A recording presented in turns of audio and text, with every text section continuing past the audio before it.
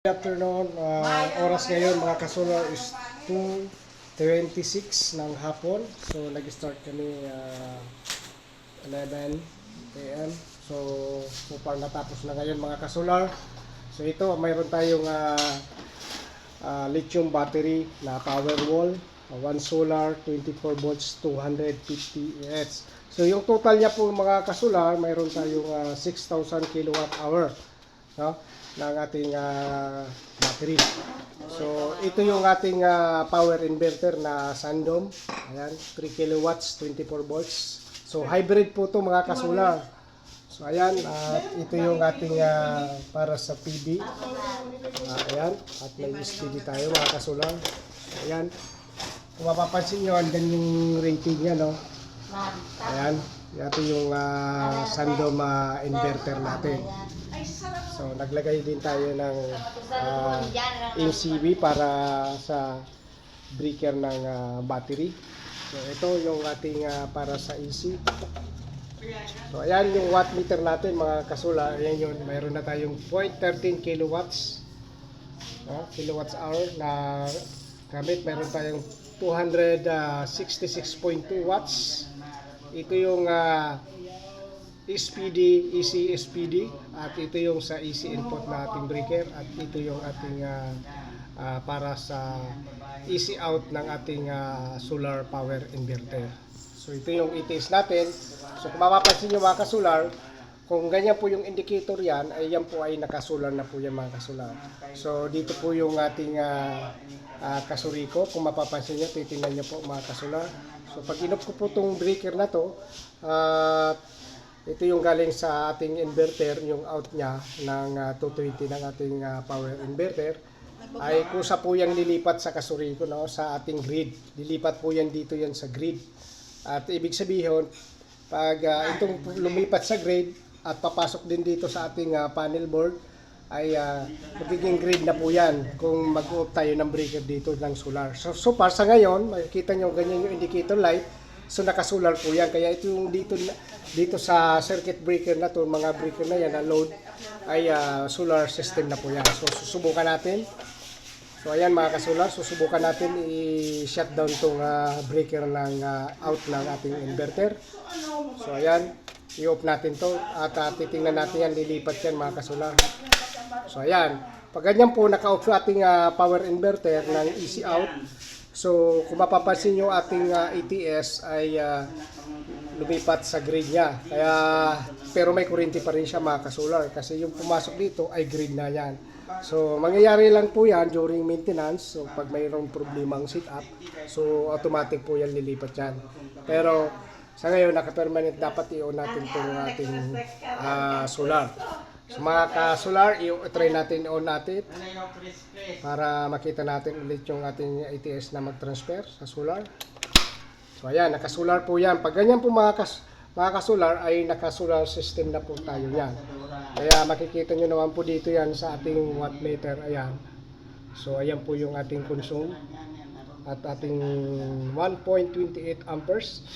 Meron tayong 0.88 micro power factor at 253 watts. So dito sa ating inverter, meron tayong 26 volts na ating battery. So ayan, 93%. So makikita nyo may grid line. So naka-battery mode siya mga ka-solar, no? At ating solar panel ay still charging po. At susubukan natin titingnan kung mayroon pa to talagang nagcha-charge pa sa araw. Sa oras na ngayon ay 2:30, pero tingnan natin kung mayroon pa tayong na-harvest ang ating solar panel. Tingnan natin. Ayan po yung AC output, 230 volts. Pwede natin i-adjust yan mga ka-solar. Ito yung AC output natin, 230 volts din at 60 Hz. Ayan yung, kung mapapansin nyo mga ka-solar, ayan po ay 60 amperes at yan po yung built-in capacity ng ating controller ng inverter. So ayan po mga kasular, ito yung sa PV. Meron rin tayong na-harvest na 747 o 879 watts. Meron pa tayong na-harvest na 879 watts. Ayan, tumataas pa po. At Ayan. Ito yung PV voltage natin, 73.6 volt at 15.3 amperes yung ating panel. At ayan yung ating temperature. Ayan, 270 watts, 279 yung ating load consumption, yung load ng ating inverter. So ayan, 9%.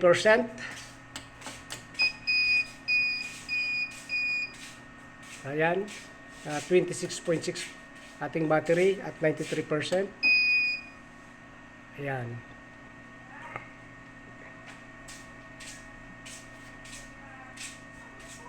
Yan po mga kasular.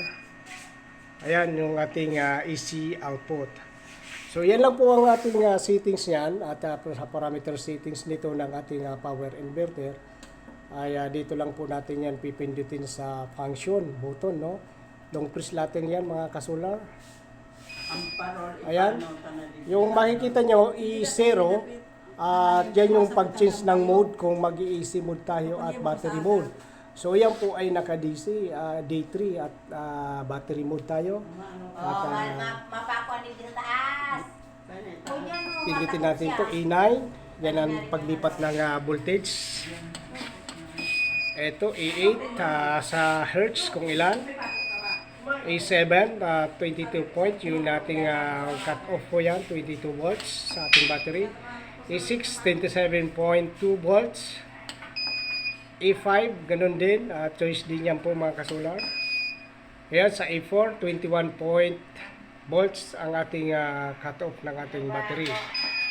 At sa A3, mayroon tayong 28 volts. And A2, 28 din po yan mga kasular. So, ganun lang po yan. Ayan po, A1. So, A1 na itong mga kasular, ayan po ay yung paglipat ng kung mapapansin nyo, gusto nyo mas mataas yung charging ng grade at mabilis-bilis mapuno yung ating battery. So, adjust natin tong C1. Tingnan natin yan Long press mo lang, pe-press mo lang tong function button. Lilipat sa C1 yan. Pwede mo na yan siyang i-adjust. Pwede mo siyang C0, C1, C2, hanggang C5 po yan mga kasular. So, hopefully ilalagay natin yan sa C1. Ayan. Tapos, long press natin to. So, ayan po yan mga kasular. Maraming salamat. Ayan po ang ating 3 kilowatts sa solar power inverter na setup dito po sa Tigaon, Camarines Sur. At maraming salamat ma'am sa tiwala sa solar system setup. So, mayroon tayong apat na 500 watts solar panel sa taas mga kasular. So itong 3 kilowatts ating power inverter. So ayan po. So ayan pong 1 kilowatts po mga kasular ay kasama pa rin yan sa ating nagpo-produce ng load. So kung makikita nyo po yan, naka-on yung AC program niya, AC po ng ating solar na inverter ay galing na po yan dito sa ating solar. Galing na po yan dito. Kahit naka-AC mode tayo dito sa ating 1 solar na 1 kilowatts ay galing na po yan dito sa ating 3 kilowatts na solar panel. So ayan, mayroon yan lead acid 100 EH lead acid. So ayan, mayroon tayong manual at lilipat na din natin yan. Tatanggalin din natin to dahil yan po ay baka magsalubong po yan mga kasular. So maraming salamat po mga kasular. This is Billy Palit Vlog. Thank you very much.